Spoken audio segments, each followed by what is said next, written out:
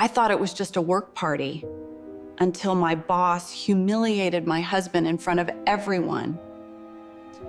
I always thought the annual office party was a harmless ritual. Just another loud night filled with forced smiles and small talk. My husband, Mark, stood beside me, his usual calm and reserved self, adjusting the lapels of his jacket. The air was thick with loud music and even louder conversations. My boss, Mr. Henderson, had clearly been enjoying the open bar a little too much when he finally made his way over to us. His approach was unsteady and his eyes were a little too bright. "So, this is the famous husband," he slurred, his eyes scanning Mark from head to toe, not like he was greeting a person, but more like he was inspecting an object. Mark, ever the gentleman, just smiled politely and extended his hand for a handshake. Henderson completely ignored it. Instead, he let out a short, barking laugh that made my stomach clench. "And what is it you do for a living?" he asked, dragging out the words with a theatrical, insincere curiosity. When Mark told him he was a freelance graphic designer working from home, Henderson's lips curled into a smirk. "Ah, must be nice," he boomed, making sure a few nearby colleagues could hear. "Not having much real responsibility, eh?" I could feel the heat rising in my cheeks. It was a cocktail of embarrassment and anger. I glanced at Mark, but his expression was unreadable. He said nothing, but I could feel the tension coiling in his shoulders beside me. He just stood there, a silent, solid presence. Henderson, however, wasn't finished. He launched into a monologue, a rambling speech filled with cheap jokes about ambition, the corporate ladder, and what it takes to be a real success. A few of my coworkers chuckled nervously, their eyes darting between Henderson, Mark, and me. I just wanted the floor to swallow me whole. Then Henderson raised his glass, gesturing toward me with a sloppy flourish. "To the career woman," he announced, "and to the man behind her who knows his place." That was it. That was the line. The laughter that followed felt like a physical blow. But then a calm voice cut through the noise. It was Mark. He hadn't raised his voice, but his words had the weight of stones. "Do you feel better now?" he asked simply. "Putting people down like that?" The nervous laughter around us died instantly. You could hear a pin drop. Henderson scoffed, trying to regain his footing. "Hey, lighten up, it's just a joke, buddy." Mark just nodded slowly. "Jokes are supposed to be funny," he replied, his voice still even. The air grew thick with awkwardness. Someone nearby suddenly became very interested in their shoes. Henderson, flustered, tried to recover. "Wow, someone's a little sensitive, aren't they?"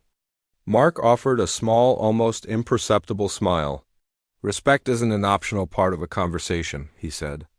I watched as people around us started pretending not to listen, turning their backs, suddenly finding their drinks fascinating.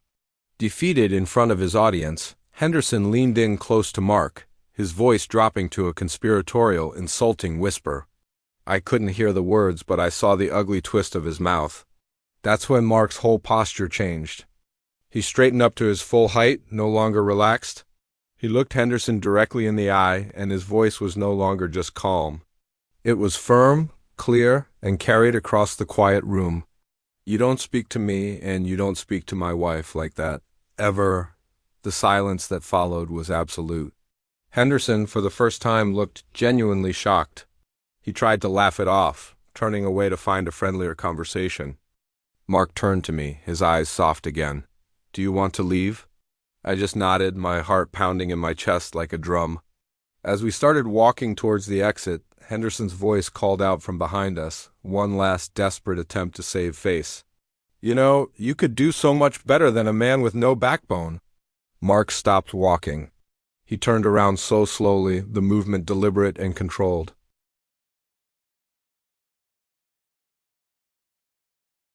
Mark looked at him for a long moment, and the entire party seemed to hold its breath. Then he said, "The strongest people I know are the ones who don't need to belittle others to feel powerful." This time, no one laughed. Not a single person. We left the party and walked out into the cool night air. The silence in the car was heavy at first. I was the one to break it. "I'm so sorry," I whispered. "I should have said something. I should have stopped him sooner."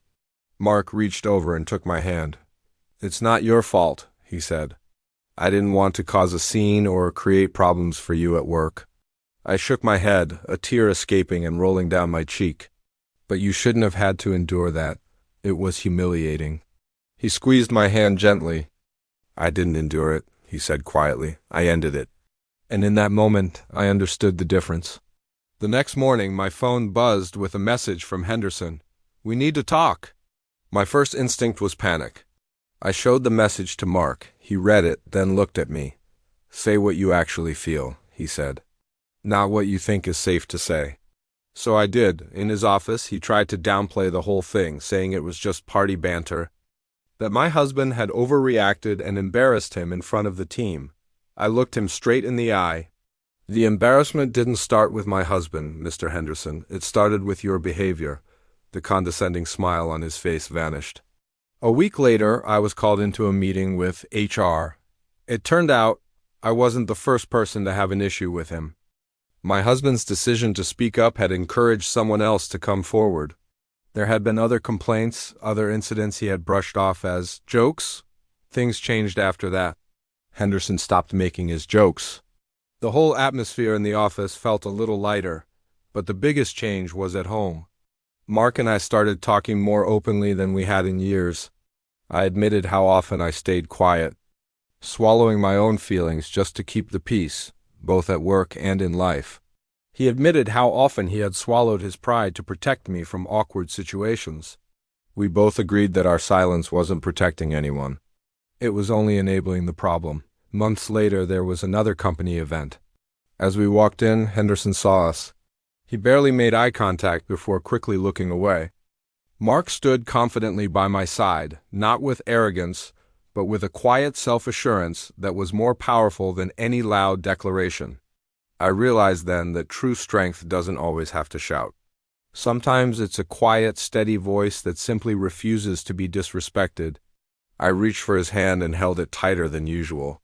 In that crowded room, I understood that real loyalty, real partnership, isn't about the easy times. It's about who stands with you when things get uncomfortable.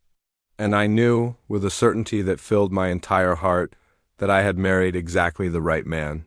Thanks for watching. If this story resonated with you, consider subscribing for more.